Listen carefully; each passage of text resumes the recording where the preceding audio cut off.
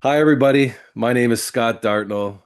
I'm the host of One Concept podcast. I am very pleased to be joined by a longtime friend and colleague, Eric Stephenson, who's educator, speaker, author. We've known each other for years and years. Eric has always been a phenomenal participant in all the conference sets we have put together. Without further ado, I'd like to introduce the president of iMassage, EricStevensSpeaks.com, and the Six Superpowers Within. Eric, welcome to the One Concept podcast. Thank you. I want to say hello to all your listeners, and then I want to say hello to my second favorite Canadian, right behind Geddy Lee, the bass player for Rush.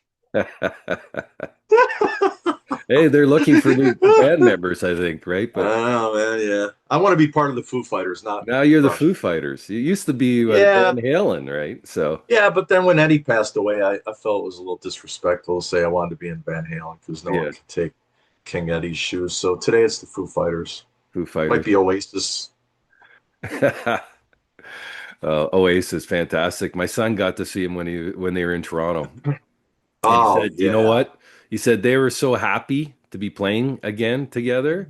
They're, just the way, everybody loved them, and they did a phenomenal job. So he absolutely loved it. So maybe that's your next band. Who knows? They're on the rise again. Yeah, I think one of the things as I age as a musician, as a massage therapist, is all the things that I am. There's this prejudice, it seems like, in society, especially against musicians, that as they age, they should get out of the game because their voice isn't as good or whatever. And I'm like, you know what? Just let them play music. And if you Yes, want to go, go. And if you don't like it, don't go. But a lot of these men and women wouldn't be alive unless they kept playing music. exactly. So I love the fact that all these bands are still out on the road, hoofing it every night, Yeah, playing music, at exactly. least the ones that are enjoying it, right? So I Absolutely. just felt like I had to put that in there. Well, Because Paul same thing for McCartney. massage therapists, right? Yeah, Massage therapists is like you can practice exactly. massage until you're in your 80s. Exactly. Eric Dalton, perfect example, Right. Perfect right? example. It's still at the top of his game right to the end. I was going to say Paul McCartney played in town the other day. And, he's not the Paul McCartney that we listened to on the records from 30, 40, 50 years ago, but it's Paul McCartney. I got to see Frank Sinatra at the end, and I'm sure he wasn't the best that he was, but it was this, I'll never forget the moment being able to see Frank Sinatra. And as the intermission guest, having Don Rickles, getting to see Don Rickles is like Wow. Yeah, yeah, yeah. so those things you never forget live performances like that. It's No, just no. incredible, right? So we have literally been all over the world together. We have.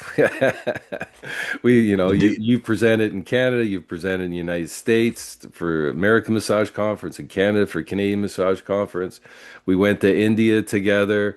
Probably you know, the craziest road trip I have to say I've ever been on my life. This like every day brought a new surprise. But I have to say, brother, as usual, you were the dude. You always stayed calm. You just took Mm. each day as it came, and I still relish the thought that you were on that trip with us, and really, helped to keep things cool. And because really, it's a very different world, and we really had a lot of different things, and the experiences that we had, most people will never get to do. The people that we met, the behind the scenes that we got to do there, and to me, it was really very much a life changer. So, again, I really appreciate you coming on that trip with us. It was awesome for sure. Yeah, let me just pull that thread through a little bit. I just want to say, obviously, being part of that trip was a life altering event in so many ways. I mean, I had no desire to go to India. When I got there, I fell in love with the country. The trip that you had planned was unbelievable. But, I just want to shout out to you and the One Concept family that, you guys have done so much good in the world. You've connected so many pieces of our profession together. You've connected so many people. You've helped so many people. And that's not just a Canadian thing. That's a North American thing. That's an India thing, right? It's like it has gone all over the world, Yeah. and to be a part of that, it's just really special and amazing. So thank you for letting me be involved. But yeah, that trip was whoa, that was a major life Yes. event. So Monica, of course, is my partner in One Concept, and we're working. This is the early stage. Again, thank you for being like, right on stepping on the being the first people, our first one of the first people on persons. Can I speak this morning? Is it on the One Concept podcast? And we're actually working on a little studio, and in the new year coming up, Monica will be coming on the podcast with me as we get things. Right now, I'm in using my cabana outside here. Love it, So love it. yeah, this is my space I built during COVID when we weren't able to work. We built this place, and just absolutely, if anything good can come for things that aren't that great, this was one of those things, right? So I always love this space, and it's a great quiet space to do conversations and meetings with people, and that because my dog doesn't interrupt with barking at me, Right. right? So you've been doing you've been a therapist, still therapist. You've been teaching. I think the first thing you taught was basically, which I loved, was the whole save your body for therapists, the no thumbs massage. That was very powerful stuff because you were one of the first therapists that, hey, you don't need any other tools, just just your own body to save your body as a therapist because we see therapists all the time. A lot of new therapists that get out of school, they get busy and they haven't kind of built up their endurance to it. And you know, my hands are sore, my thumbs are sore, I can't massage anymore. And the reality is that we can't afford to lose people from the massage profession. We need to be able to keep those people in. So I always really love that class that you did, and you did it for us for the World Massage Conference. You did it for us in person. I think you did that in Virginia Beach, also probably in Chicago, and of course in Canada. Great class. So, to me, again, absolutely loved it. The next thing that you kind of moved on to that really caught my eye was the whole concept of the drama-free workplace, the drama-free spa, the drama-free clinic. And I was just always so intrigued about that concept, how you came up with that concept, and how people just latched onto it because it definitely, it was an issue at a lot of places. So you brought that together, and now you've evolved to an author. You're a public speaker. I remember years back saying, Scott, I really want to move on to this next piece in my life. I built these different areas. They've been stepping stones for me. And now you're a published author. So I'm going to let you go through and let's go right back to, eye massage, when you started, when you were teaching, how you got into massage, because there's there's so much history with you. And I know people just love to hear it. Well, one of the first things I want to say, because I love to tell stories. I know you're a storyteller Yeah. too, Scott. Yeah. And I was living in New Orleans in 1993, and I was playing music. Um, I worked at a coffee shop, and there was a massage therapist that had her practice right over the coffee shop. So she would come down intermittently during the week. And one time I looked at her and I said, I'm thinking about going to massage school one day. And she looked right at me. She goes, "You'll never be successful." Wow. And I was like, "Why?" She goes, "You're a man. This is a woman's profession. You're never going to make it."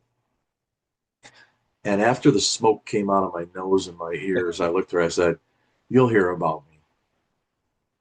So it wasn't until 1998 that I finally went to massage school. I was playing music. I wanted to be a musician for the rest of my life, but I just figured out that the lifestyle was really dragging me down. It was not. a good career trajectory in terms of health and wellness. So I quit playing music. I got really depressed. I laid on the couch for about 6 months and just said, who am I without the guitar? Like, I don't even know who I am. This has been my whole identity up until this point. So this little voice said, go to massage school. And I was like, why would I go to massage school now? Oh, wait, yes, that's right. I wanted to go to massage school and I didn't realize it, but one of the best schools in the country, right down the road here from me in Chapel Hill, North Carolina, the Body Therapy Institute, Mr. Rick Rosen, Carrie Smith, probably one of the best massage schools in the country Hmm. at that point. And I didn't realize it was right down the road. So when I hit the campus, my life changed. And that was sort of the beginning of this journey into a career that I didn't choose it, right? I know a lot of listeners are going to say the same. I didn't choose massage. Massage chose me. I was like, whoa, okay, here I am. This profession hauled me in. And, I've been in it ever since. I've tried to get out a few times. Obviously, as you mentioned before, I have definitely gone in different directions with my career. But one of the things I want listeners to really understand is that there are people out there that want to look at you and say, yes, Scott, you can do this. I love you. I believe in you. I'll help you. And there are people out there that really want to take your dreams and just dissuade them and, throw cold water on them. And it's up to you to choose, what you're going to do with that feedback. So interestingly enough, fast forward 10 more years into the future, 2007, I look at one of my colleagues at the massage school that I'm teaching at, and I say, I'm thinking about starting a continuing education company where I travel all over the world and I teach massage therapists how to extend their careers. She looked at me and she said, you'll never be successful having a full-time CE business. And I said, just watch me. And so I love people that try to dissuade my dreams because rather than it crush me or depress me, I just kind of use it as fuel. So it has taken me many, many, many years to really learn the things that I'm teaching. And they say you teach what you most need to learn. So if that's true, I need to learn to be more present, less judgmental. I need to learn how to take better care of my own body. And I need to learn to be less drama free in my own life. And so the segue into the drama free workplace really came as a result of me traveling to spas all over the country, really the world. I mean, I was all over Canada, the Caribbean. And I would notice that there would be one or two people in the workshop that would comment on the level of human drama. So I got really interested in teams. I got really interested in team dynamics. And yeah, I launched a workshop called Creating a Drama-Free Spa. And from there, it just sort of took off. So this is most of what's in my book now, right? So I wrote this book, Six Superpowers Within, which I know we're going to talk about. And it's been 15 years of just like being around humans, being around humans in the caregiving, wellness, healing arts, and just observing and realizing that we're more alike than we are different. And there's certain concepts that, when practiced over and over again, lead to health, harmony, and happiness. And so my definition of drama is a voluntary negative action or behavior that drains resources of time, money, health, and harmonious relationships. That's my definition of drama. So in my book, I talk about creating that. Where am I creating that in my own life? I don't want to make control over anyone else. And so that's the work that I do with teams, and I absolutely love it. That's amazing. It's an amazing story. It's like drama, drama and ego, or, I think I just use the word ego because people needing to say something that doesn't need to be said and which causes drama. You see that lots of times in businesses. And I can't remember who said it, the old saying, just because you know something doesn't mean you need to say it. Yeah, lots of times it's like, um, I was talking with Matthew Howe the other day, and we were talking about, you know, everybody has something in their life. Everybody's had maybe multiple things in their life that have just gone badly, that have caused them a lot of stress and anxiety.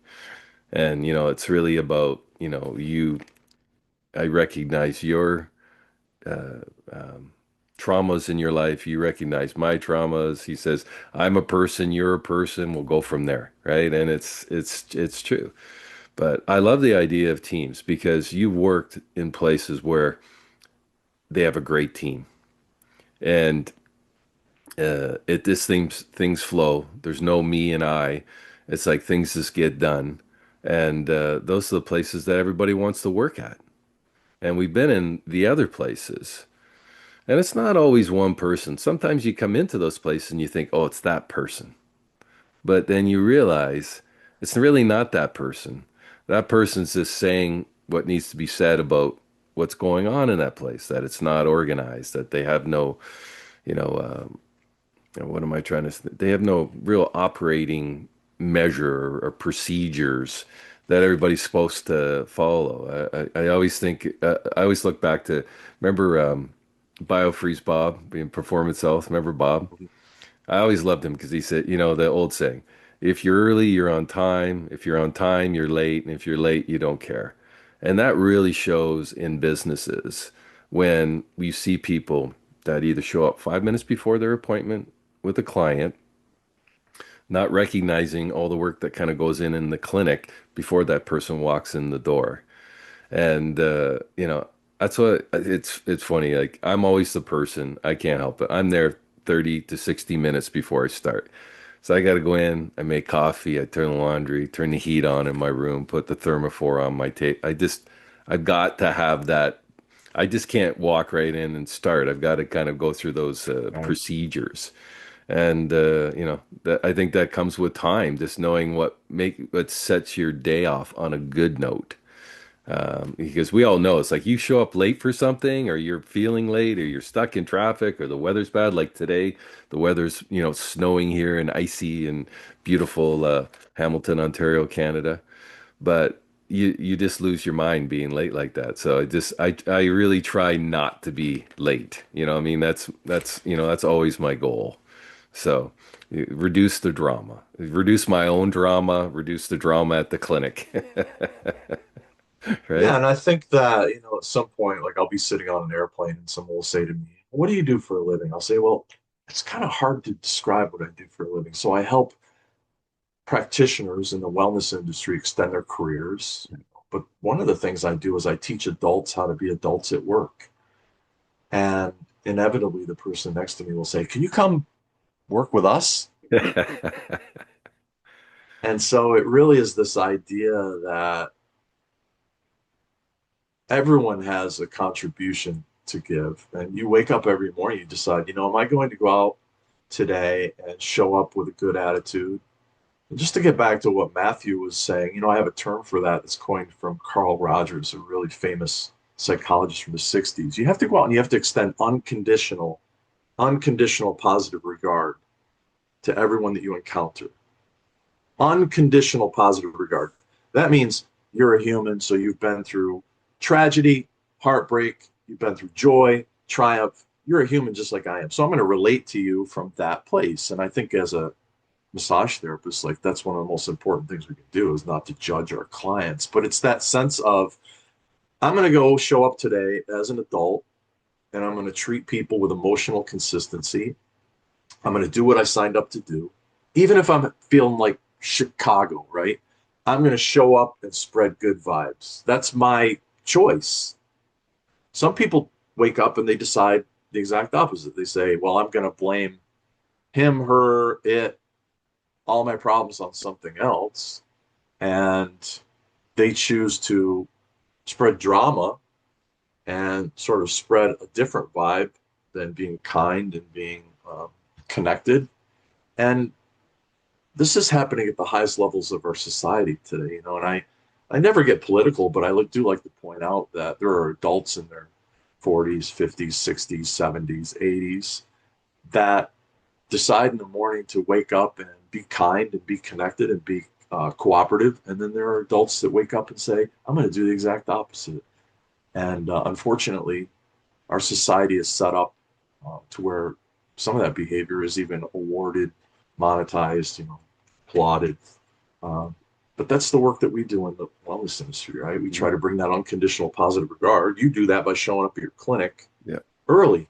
That's a sign of care. I care about you enough that I'm going to show up an hour before and make sure everything's. I'm not just going to waltz in 2 minutes before the session with freezing cold hands in the middle of Toronto winter Yeah. and work with you. So I love that. That's why you've been a practitioner for how many years? How many years have you been a practitioner? 32 years Okay, so there you go, my friends. Everyone listening, or whether you've been 33 2 years years. or 32, there's a lot more that goes into be a successful practitioner in any Yeah. profession. It's not just your hands-on skills. It's who you are as a person. I Yeah. love that. It's you just try and do your best. I mean, like, there's some days I'm better than others. I mean, like, let's just Yeah, face it. We just are. And I think the absolutely the biggest reward as a therapist when you see a client that you haven't seen for a bit or a new client and you make a big change in them and they feel better and they leave your room and it's just the positive. It's like, hey, good. Got to change my table. I got another person coming in, but that person yeah, really liked me. They really liked what I did. I changed their day. I made it more positive. And it's just so Matthew said that too. There's so much stuff outside the room you can't control. right. You really want to try and control that environment inside your room. And talking about that, I always, I love Eric Dalton when he got into those, he'd go, be teaching you one thing and then he'd go off into a story about something, right? And he used to talk a lot about the placebo effect and why he thought that was so valuable to therapists, why it was such a positive thing to grab hold of as compared to thinking it was a negative connotation. And that, your client comes to your clinic and it's clean and tidy and the person that when they walk in the door, they're welcomed. Their business is taken care of easily and seamlessly. They have a nice waiting area to sit in while they're waiting for you. You come in a timely manner and you meet them. You take them to your room.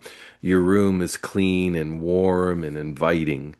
You sit there and you speak to them and you listen to what they are saying.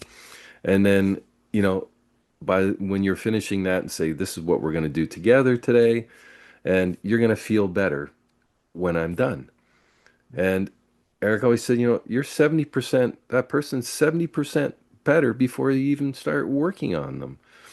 And those things are very, very valuable in Yeah, our profession because we have so many people. People are so tight. They're so wound tight. They're so, there's so much stress and anxiety over money and the world and all the rest of all the different things, wellness, sickness, whatever it is that you can kind of create that little environment or cocoon for that person for that 60 or 90 minutes, whatever it is. You've done something really special for that person.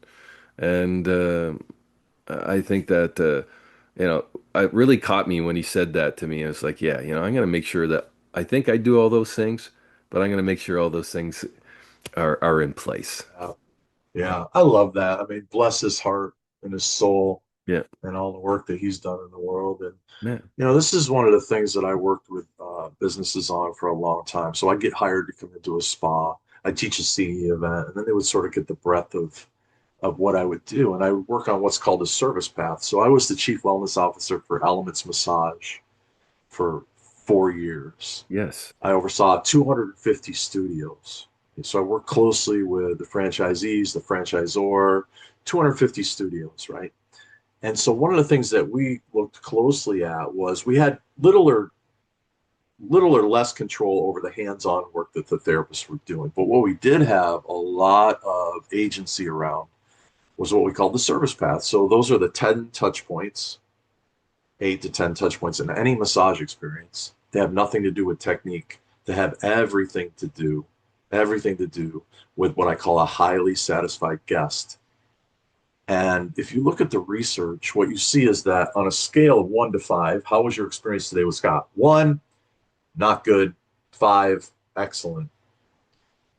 Most people will group the four and fives together. So they look at their guest satisfaction survey and they say, oh, well, we're doing really good because 95% of our guests are either satisfied or highly satisfied. But what they don't realize is the gap between satisfaction and high satisfaction can actually drown your business. So somebody that's only a 4 is susceptible to going to a different place for their next massage. Somebody that's only a 4 is not going to recommend your place of business as much as someone who's highly satisfied. So what we found over the years that I was with them, because I read thousands and thousands of guest surveys, was people would say, I love coming here because A, I feel welcome when I come here. I feel safe when I come here. I feel listened to when I come here. I feel like I'm Eric, the king that I am when I come here, right? All these things, they had very little to do with the actual technique. So your listeners right now, you need to look at your entire experience from the minute you make contact with the client on the phone or your website or whatever it is till the end, because you're exactly right. Safety and trust really dictates most of the outcomes of therapeutic massage. I mean, most of the research I'm reading Mhm. is that the therapeutic alliance between you and your client, your guest, your patient, whatever you call them, is the single biggest predictor of the therapeutic outcomes. It's not the technique. And everyone listening has had a massage from a therapist that wasn't present before. And I just want listeners to think about that. Like, think about a massage you had where the therapist was not present. What was that like?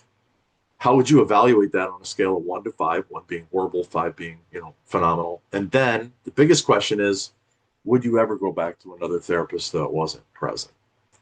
And I've been asking this question for years, and less than 0.05% of people will give someone a second chance. So it really does matter. All the things matter, right? All the little things matter. And in a profession that sometimes gets obsessed with technique, I tell therapists all the time, you got enough technique. Sorry, you got enough technique. Do you have enough presence? Are you taking good care of yourself? Are you doing all the little things that Scott's describing? All the little things Eric's describing? Because that's where you should focus your attention. It really is. Then you can start to build your skill set once those pieces are in place. So, oh, dude, I could write a whole book just about that Yes. process. What I call the service path. Yeah. Yeah, I'm always surprised when I see, like my phone never comes in my room. Never. Like, therapists with their phone in the room or wearing, listening to music or whatever when they're treating somebody and not listening to their client. I admit I have music going, and I have that music going for one reason. It makes me present because I think about it. I'll start, a few different CDs that keep me on my timing, what I want to accomplish in my treatment. But I catch myself, I'm kind of humming the music, so I know I'm present there, right? I'm in that room. I'm not thinking about what I didn't do before I came to work. So I use those little I don't know what exactly they're called, but those little triggers or whatever to help me get focused on what I want to do when I'm with a client also. And I think it's important. Like and then some people, we have some people that come in, they're very quiet, right? And you know, we always have to kind of work through that, how much are we talking? How much are they talking? I always find when you're doing really good work, your client's not talking. Your client's quiet. Your client's in their calm space and their body's just enjoying everything that you're doing. And as we're moving them around or doing different things, we may be saying that, but I don't think we have to be in a ongoing conversation with people. Just as long as we're having that therapeutic conversation. I'm going to do this. I'm going to stretch here. I'm going to move this. I'm going to move your draping. I'm going to hold on to the sheet, that type of thing, Yeah. right? I think sometimes Yeah. too. It's really the thing where, one of the things that I've learned more and more as I get older is just probably the most important thing that I can do on a daily basis is just downregulate my autonomic nervous system. And Yeah, so the entire first chapter of my book is about doing just that. Recognizing who and what pushes your buttons, who and what pushes you into fight or flight. yeah, And sadly, there are people that wake up every day and they never leave their sympathetic nervous system. They're in fight or flight mode all day long. yeah, And so one of the things I've come to realize is that what makes a great massage for me is when people co-regulate, because we co-regulate. Right now, you and I are co-regulating, right? We're Exactly. in our parasympathetic nervous system. You're having a little coffee, right? And we're just talking as friends. Yeah. Well, that's the same thing that happens. So if my nervous system is in a parasympathetic state, hopefully I can pull somebody down through breath, through presence, through embodiment into that parasympathetic place. Then they stop talking, their tummy starts gurgling, Exactly. they fall in. But if I'm a therapist and I'm in my sympathetic state when I hit the treatment room and they're in their sympathetic state, then we're not co-regulating in the same way. No. So that co-regulation, I think, is a huge responsibility for us as massage therapists to make sure that we come into that treatment room, we're centered, we're present, we're down-regulated from autonomic nervous system being out in traffic. Like this is a huge, huge thing.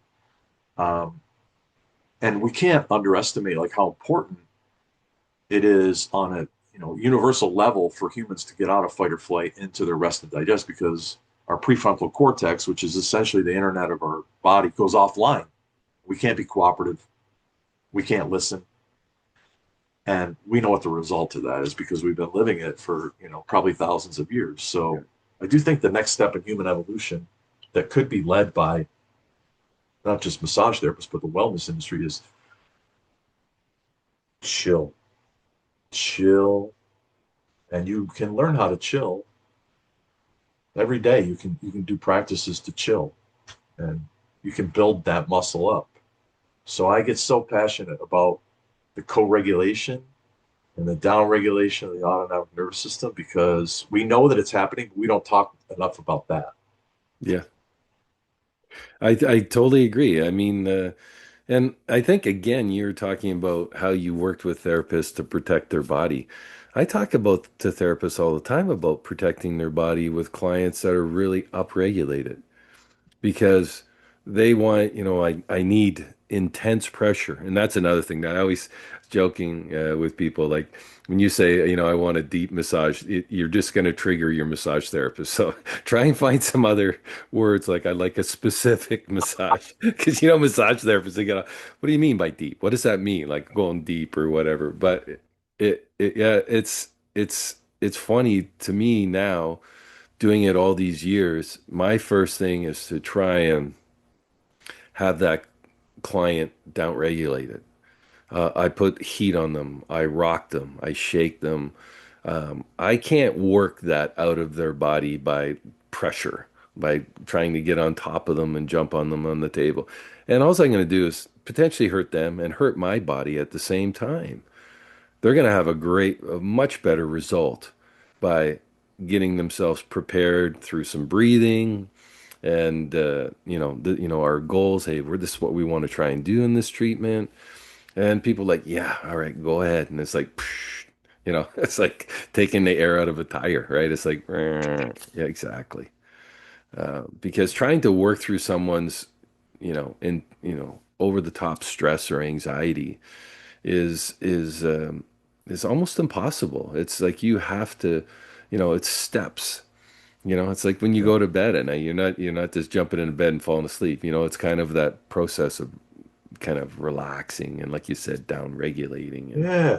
being And comfortable. one of the things too that I use this analogy all the time. So if I'm going to come to your house, right? I'm going to show up in Toronto, the suburbs of Toronto. First thing I'm going to do is I'm going to come up to your house and knock on the door, right? And then you're going to let me in, but you're going to let me in a myriad of ways. So there's some people that let you into their home and they sort of trap you in the foyer and Yeah, they talk to you for 15 minutes and then they say it was great to see you and you realize you're not going to see the rest of the house. Like you're only getting to see this little part of the house today. yeah, Then other people might be in the kitchen and they yell out, Scott, Mikasa, Sukasa, come on in. I'm in the exactly. kitchen. Grab a beer. Come on in. And, I like to use that analogy for the human body too, because when you're working with someone that's really upregulated, Yeah, you're knocking on their door and they may be saying, you know, hold on. And others may be saying, come on in, but really they don't want you to come in the house. yeah, And so I think that everyone has a different response when you say, may I come in? And I think that The best massages ever are when the therapist says, "May I come in?" The worst massages are when the therapist just barges into your house and starts, moving the furniture around, Yeah. and you have no say in that. You're like, "Wait, this is my house. Oh, hold on a second. You don't know what's best for me in my house." You can make recommendations, but that's one thing that really makes a great massage is when people knock and say, "How do you want me to come in today? Today, how do you want me to enter?" Yeah, exactly. Not with a flying elbow. Nothing like that. Oh my goodness. It's like when I hear people say, I still hear people, if there's not pressure, if it doesn't hurt, it's not working. And I go like, well, we can have a conversation about that. I can actually explain to you why that's just not true. But it's Beautiful. like it's like think about what in your life is painful and you enjoy. Like, I mean, like, you just don't. They just don't go alike. Is there some things that are challenging that you work through? But yeah, it's an interesting conversation to have with clients. But it is lovely once you've worked with somebody for a while. They get on the table, you go through your thing, they go through their thing, and there's like, whoosh, they relax. It's a much easier for the therapist. The therapist isn't working through a whole bunch of things, and the client really is getting the benefit of it immediately. And it's just a great experience. And then the other ones, it's like us working through things. We have to educate our clients and find a balance that works for them and works for us, so they ultimately achieve their goals. Because I always say to clients, I say, I'm competitive. I'm I want you to feel better when you leave. Like I know that you've been in physio for 6 weeks and nothing's worked. I said that, that's great, but when you leave here, I want you to feel better. So Yeah. I'm gonna do everything in my power, working with you to get that result. And people are like, Yeah. all right, we'll see. Yeah. Yeah. And they do usually in the end, right? So Yeah. yeah. And that's why it's funny, we've all been doing this the two of us have been doing it for so long. And I always think about, we spent so much money, so much time on like, giving our clients home care or remedial exercise over the time. And it's like, you'll have clients that come in from the physio, and I said, "Well, you've been seeing a physio, like, you've been doing the exercises." Not really, not really. I said, "Well, you know, part of that is like you getting better. Like, you can come get on the table here, go see them, but you got to do that part." So that's one of the reasons I love kinesiology tape, because I always feel like I'm sending my work home with them. I'm continuing the work that I've done on them is continuing with them. They have something that they feel is effective and they can show people too. It's like, oh wow, do you see me? I'm like an athlete now. I'm like an Olympic athlete, and they'll show their family members and stuff. But I've had really tremendous success because of course we have an aging population. I'm aging. I'm in my 60s now. So I have a lot of older clients that I'm treating. And one of the things I never expected from the tape was for them to have an improved sense of sensation in their limbs that they didn't have before. The confidence with that tape, it was giving them feedback with their knee and feedback with their ankle. That you watch them leave and they go like, I'm walking better. And I go, yeah, it's like your gait feels more normalized because something along the way that we did told your brain it was okay to move your leg a certain way because you didn't feel safe moving it before. And those things I just love. I love when stuff like that happens.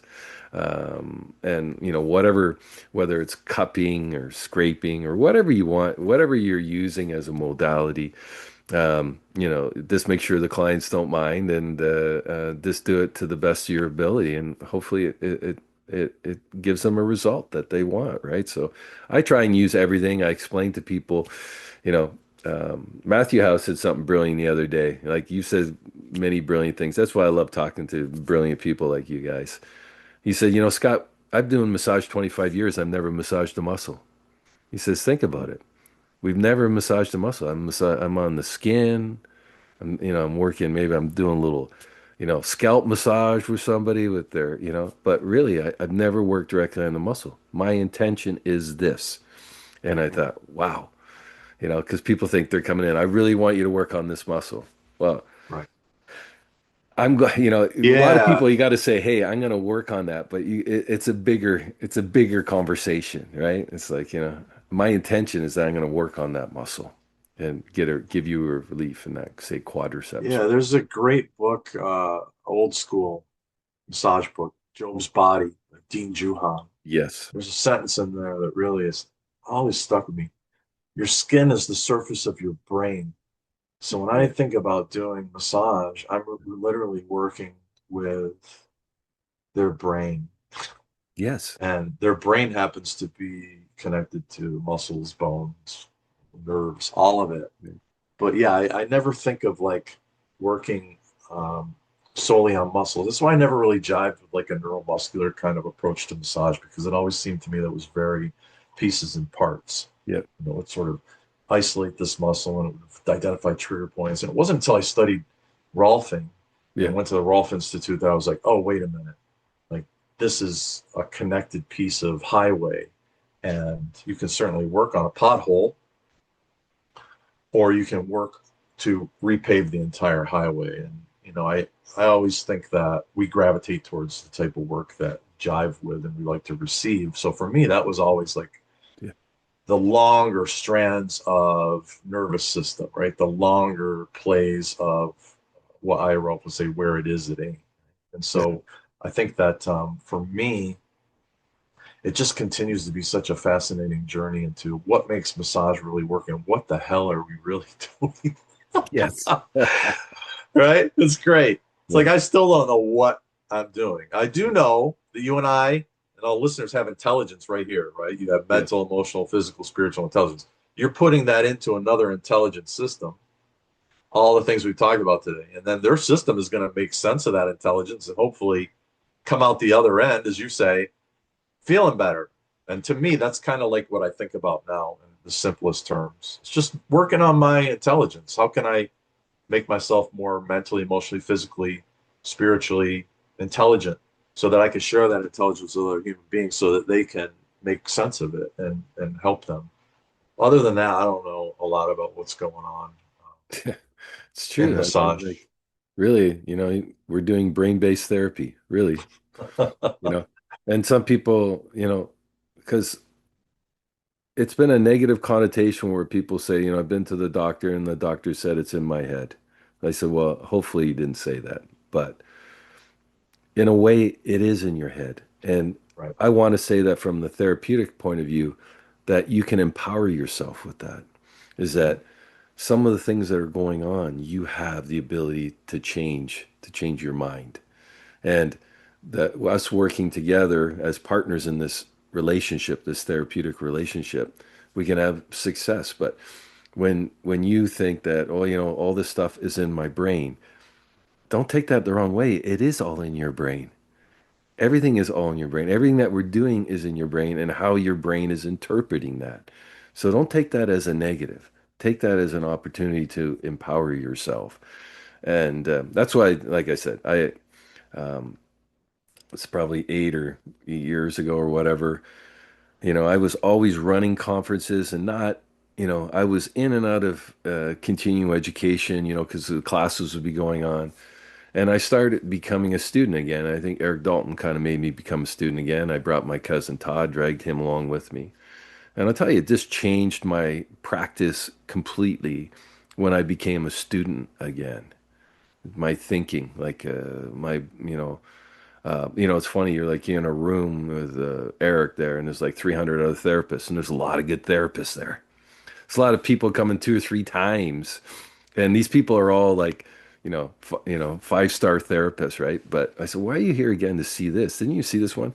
He goes, yeah, but I got a lot out of the last time, but there's a few things that I missed. I want to try and incorporate that into what I'm doing, and that's why I Love talk that. to therapists all the time. Is that Love that. continuing education is this keeps you one, not so much the word, because I always say relevant. People say, oh, that's relevant or whatever.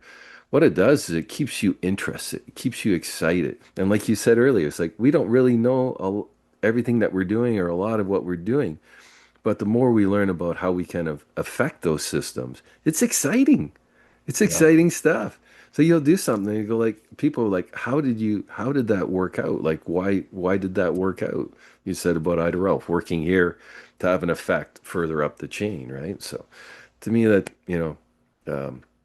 God bless Eric. He gave me a great opportunity to do a whole bunch of stuff with him. And in the future, I'm gonna actually I wanted to. One of the people I'm reaching out to do a podcast Mm, with is Paul Kelly, who I think is probably one of the smartest therapists ever. yeah, yeah, yeah, And kind of coming out underneath from that shadow of Eric's and starting, doing his own big thing. I'm really interested, finding out about his story too. So I just love finding about the stories of therapists and how the longer that you're in this business, the more that you're evolving as a therapist and as a person, totally. Yeah. right? So Yeah, I got a really good story for you. I know we're go probably ahead. coming up on the end here, but the year was 1999, and an educator named Eric Dalton had just released his VHS tapes. Yeah. VHS. Okay. So I was teaching at the Body Therapy Institute, and he was coming through. It was like one of his first tours as a educator. And I found out he was a drummer, and I'm like, oh, this guy. Like, but I got to tell you, like everything he was saying just went over my head. And I was probably like a year and a half out of massage school. I'm like, I don't understand a single thing this guy's saying. He's using like contralateral, ipsilateral. He's talking on terms of facet joints. I'm, geez. Anyway, I'm out on break, and he comes up to me, he taps me on the shoulder. He says, "Hey, you do really nice body work." I said, "Oh, thanks, man. That means a lot to me." He goes, "How'd you like to be my teaching assistant?" And I go, "Really?" He goes, "Yeah, I think you got the goods. We could develop you, and you could, actually help me and travel and teach." I go, "Oh, cool." So I got his DVD set or his VHS Yes. tapes. And I went home, and I just couldn't jive with me. I was like, I just can't. I don't understand this stuff. So I never took him up on his offer. Fast forward 2010, I reach out to him when I'm an educator, and we start reconnecting. I see him on the road. And then in 2018, I go to his workshop. You were Yes. there. Yeah. Uh, I'm doing a teaching assistant, meeting the people. And then 2019, he asked me to be the guest presenter, right? Yes. His Oklahoma City workshop. And I remember being on stage that day and thinking to myself, wow, here's a guy that I met literally 20 years ago. And this is a freaking full circle moment. He asked me to be his teaching assistant. It wasn't my path, but now here I am side by side, with him. And it was such a special feeling to just know that if you pay close attention, there is a thread that runs through your life, multiple threads. And it's just so cool when one of those gets pulled and you get to see it to the other side and go, wow, that really was a full circle moment for me. And again, like just a guy that did so much for our profession, did so much for guys like me, Paul Kelly, you, Yeah. just the same way Ida Rolf did for guys like Tom Myers and Eric Dalton. So the lineage is just so beautiful. And God, what a treasure for even like people listening today to take it on and become teachers and 10, 15 years from now have a full circle moment, maybe with you or I of their own. So Exactly. this has been great talking with you, man. Just phenomenal.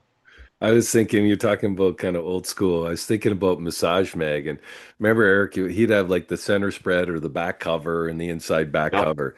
And he was the always. first person I ever seen like, sell stuff like that, like sell like his learning Right. system and that. And he'd be in that magazine every month and stuff. And that magazine, in the day, those, magazines went to a lot of people, and it was like, hey man, our profession has its own magazine. You know what I mean? I always thought that was so cool. So one of the things, we came here today, we've talked about how you started and you've been working on this new idea. Eric Stephenson speaks. Let's talk about that. Yeah. So as everyone goes through life, you have different passions. And, I went from being a musician to massage therapist to educator to consultant. And now my next incarnation is public speaker. So I realized that I've been insulated in the wellness industry for 25 years. I've been working with massage schools, professional organizations, spas, resort properties all over the world. And mostly I was working with people within the industry. So now what I want to do is take all of the things that I've learned in the wellness industry and bring them out to a population that's starving for that type of information. So I was giving a presentation in Phoenix, maybe 2015, and it was the creating a drama-free workplace Mhm. presentation. And a police officer came up to me after the presentation, said, "Mr. Stephenson, I'm Sergeant O'Leary from the Phoenix Police Department." And I was like, okay. I'm 6'2", but he was towering over me. And I'm like, wow, this is interesting. What's about to happen? He goes, "Everything you talked about today, my team needs to hear that. I'd like to bring you to Phoenix and speak to my police force." And in that moment, I thought, okay, so when you distill down what your real gift is, and I talk about this in my book, like, what's your real gift? What's your brilliance in the world? That thing that nobody can do better than you. And I have started to figure out that, my next incarnation, it really is getting up on stages and inspiring people outside of the wellness industry. And it's no joke. You and I were talking before we ever got on air here, the listeners out there. There's no joke to start a new business, especially at 57. It's a heavy lift. Starting a new podcast, starting whatever you're going to start, don't kid yourself. It's a huge undertaking. However, what else are you going to do? I mean, I couldn't think of living my life without trying the next phase. So I was like, yeah, I'm gonna build this thing. If it takes me 2 years, if it takes me 5 years, I'm gonna be out on the road speaking to audiences, 500,000 people, 2,000 people, whoever will listen to me. And I'm gonna talk about a lot of the things that I've been talking about for 20 years, and it will resound. It will resound with the populations that I'm supposed to. So yeah, my platform's called Eric Stephenson Speaks at ericstephensonspeaks.com. And as we talk about drama, the antidote to drama, as I see it, is really kindness. And my platform is all about empathy, accountability, and resilience. And I have something called the Kindness KPIs, which is the key performance indicators for a business. Traditionally, those would be financial metrics, but I'm really showing through research how kindness, specifically empathy, accountability, and resilience, can improve a business's bottom line Mhm. and retain people. People will be more innovative, they'll be more cooperative, their job satisfaction will be higher.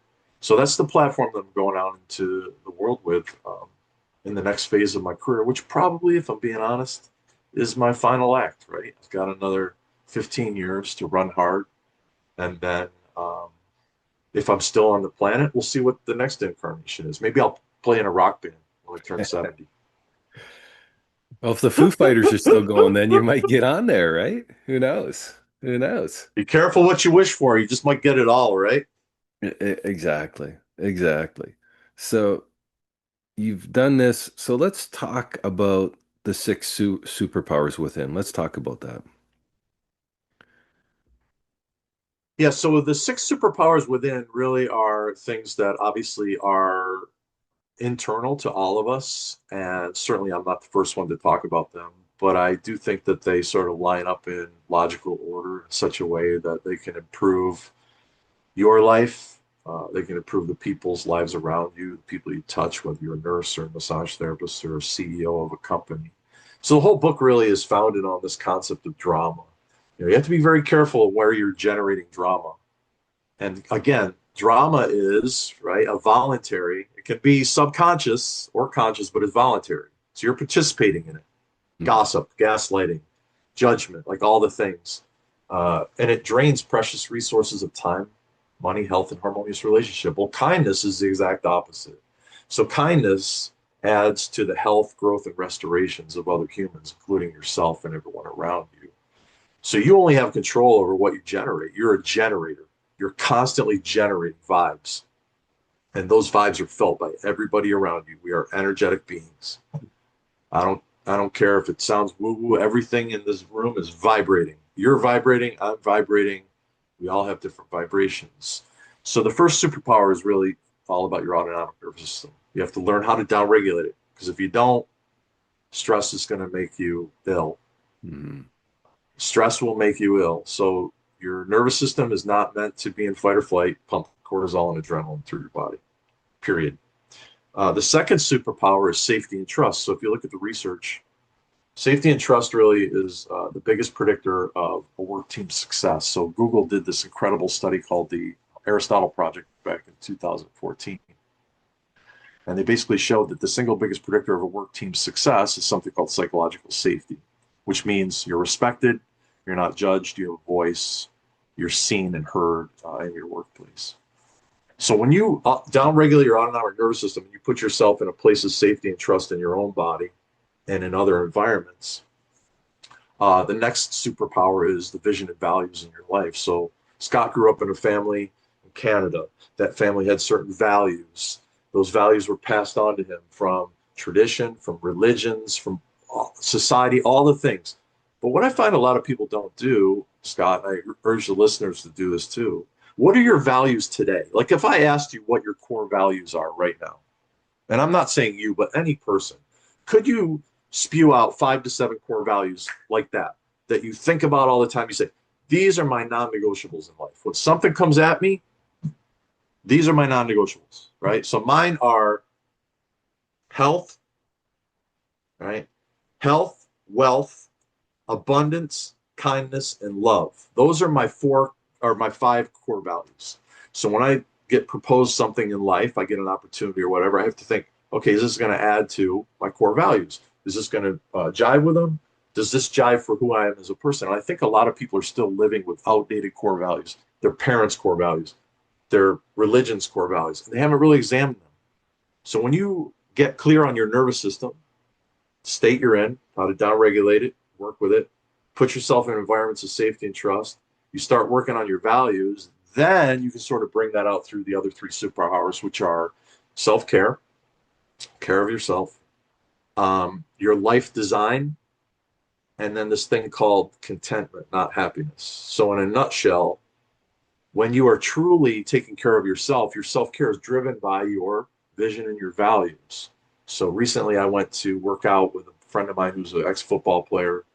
We were in the gym, 3 times that week, and we were doing exercises that were really foreign to my body.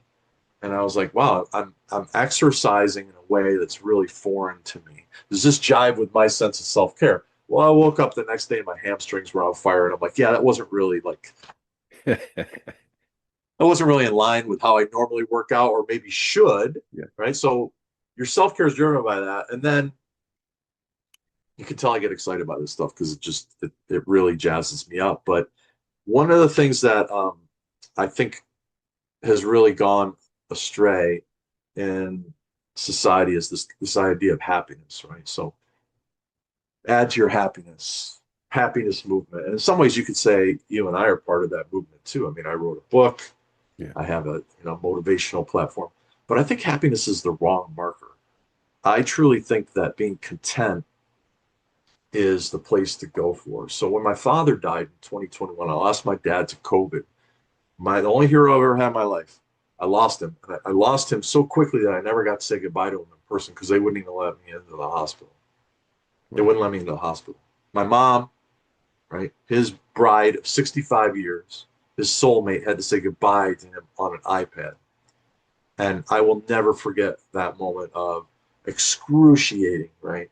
Like what is happening right God. now? And in that moment, I realized that even when you're going through the depths of hell, you can be content knowing that this is part of a cycle of beauty, of loss, of destruction, of construction.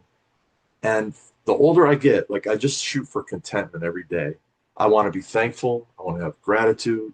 I want to be in the present moment and realize that this too shall pass, whether it's good or whether it's not good.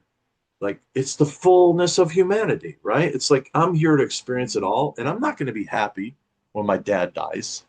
I'm not going to be happy 6 months after my dad dies, but I'll be content knowing that he lived a great life, gave me so many gifts, all the things, right? So the six superpowers really stack up in a way that everyone can sort of look at this book and go through it. It's more of a coaching book. It's a workbook, really. And you can read a few pages and talk it over with your sweetheart or your partner or your children. And it's not meant to read cover to cover, but it is meant to be a reflection book about how you're really doing with some of these things that are evidence based. I mean, the book is evidence based, Yeah, but are practical. it's amazing. It's you had that conversation, you brought up some good points about happiness. And I try and, when I talk to young therapists or young people or my own kids, is that let them know that they're not going to love their job every day. They're not going to love everything that happens every day. They're not going to be maybe happy every day. Dad, well, what do we do? How do we figure things out? And I always say, it's like, if you don't know exactly what you want to do, try and do something that you're good at. It may not be what exactly that you want to do at this time, but do what you're good at, because you're going to have the feedback from whoever you're working with, an employer, coworkers or whatever, say, "Hey, John, you're good at what you do. You should look at doing more of this or whatever." And then figuring out maybe from there if you want to stay or move on to something else. But, just try, and that's not choosing something that, you need to learn and there won't be challenges and all the rest of it. But pick something that you're good at, because you know what, time will go by a lot easier, and you'll be more content. Like you said, you definitely will. It's like when if you try and make everything an uphill battle for yourself and for the people around you, that this doesn't usually, there's this, we all have struggle in our life, but if we kind of set up our own struggle in our life, I think then we have an issue there, right? So, so what's your plan? Are you going on tour? What's the story? Yeah, so the plan really now is to continue the work that I'm doing with eye massage. So I work with big resorts, spas. I go in and train their teams. I do team training for body mechanics, ergonomics, doing deeper work without the therapist harming themselves or the guest. I do team building trainings within wellness resorts and the spa community. And now I've just booked three keynotes next year. So that will be my continuing sort of movement forward, is to work with speaking bureaus, agencies, and to work with all sorts of industries to get up on stage and talk about empathy, accountability, and resilience, and how that translates to the mental, emotional, physical, spiritual health of the organization, your business, your bottom line. So I'm really excited about the next chapter. I mean, I know we talk a lot about James Wasowski and his travel schedule. I mean, James and I probably travel more than anybody I know in the massage education space. I mean, he and I are on the road all the time, and I've really spent the last 17 years on the road a lot. So I have that rhythm from being a musician, touring musician. Like I love the rhythm of the road. And I want to be out presenting, 80 times a year. That's my goal, to do 80 presentations, 80 keynotes a year, all over the United States. So yeah, I would love everyone's support. If you want to follow me, I'm sure that we'll drop a little link tree in the show notes with all of my socials, with my website, with the book link. And yeah, I just encourage readers really to, or listeners, right, to think about some of the things you and I have shared here today. And, one of the things in closing that I'd like to say too is I have this exercise that I do every once in a while, probably once a quarter, and I teach it in my workshops. I get a piece of paper and I draw a line right down the middle. And on one side of the column, I put the word optimal. And on the other side, I put the word insane. And then I choose an aspect of my life, whether it's my business or my relationships, my self-care, and I write down all the things I'm doing that are optimal, all of it. And then I have to look at that. It's usually about 80% of that category will be optimal. And then I look over at the insane column, and we all know what the definition of insanity is, right? Yes. And I say, what are those things I'm doing over and over again and expecting to get a different result, and I'll start writing them down. So, one of the things that's really beneficial is sort of a takeaway for listeners is to do the optimal insane exercise. Because Yes. there's no right way to do most things. Like I tell body workers that all the time. My way is not the right way. Eric Dalton's way is not the right way. There's a million different ways you can do massage. There's a million different ways you can do everything. But there's more optimal ways to do everything on the planet. And you have to decide what's optimal for you. So that little self-care exercise as we head into the holidays and we head into this brash of New Year's resolutions, right? I mean, just sit down and check out an area of your life. What are you doing optimally? 80, 85%. But where are you doing things that are insane? Yeah. Um, and it's just a really helpful takeaway for everyone listening today. Well, Eric, I'm um, one, I'm so proud of you, brother. You're always evolving and always, but what you're doing is helping people. You're always improving yourself, so you're out there helping other people. And I know that you're going to have so much great stuff to share through your keynotes, through your teaching, through your book. And I'm super excited for you. And I really appreciate you taking time for me today. I'm always happy to see the dude again. And it's funny, I saw a picture the other night. We were around my dining room table here in the house. And I think it was me and you and James and my wife Franca. And being able to, I always enjoy being able to have people come to the house because I always find that that's the most, relaxed environment in the world, right? Have a nice home cooked meal and relax and tell stories and have a good time. So again, thank you, brother, for you know jumping on I on the bandwagon before anybody else did to be a guest on the podcast, and I appreciate it. And again, congratulations, and I'm looking forward to all the great things you have coming up. Thank you so much. And it just continues to be so cool to have a long-standing friendship with you. And, I have visited your home, worked closely with you. I know your wife, know your family. And to have a house full of love, and to be in possession of that, to be in that is probably like one of the greatest gifts that one can have. So, yeah, you've got that.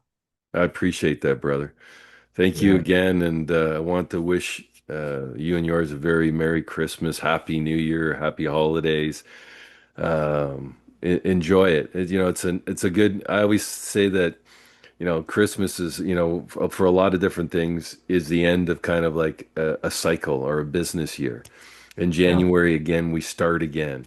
So if you have a little bit of time to take and be thoughtful about what you're doing in the new year, Christmas is great for that It is. to say, hey, this is how I'm starting. And, I'm making some changes in my schedule in the springtime, or excuse me, in January, just because I want to have a change in, how I'm doing things. And I think it's going to be a positive change because I think that we get caught in not our ruts, but we get caught in our regular cycle of, getting up at this time, doing this at this time. And I'm going to shake that up a little bit next year. And hopefully the result is good. So, and Beautiful.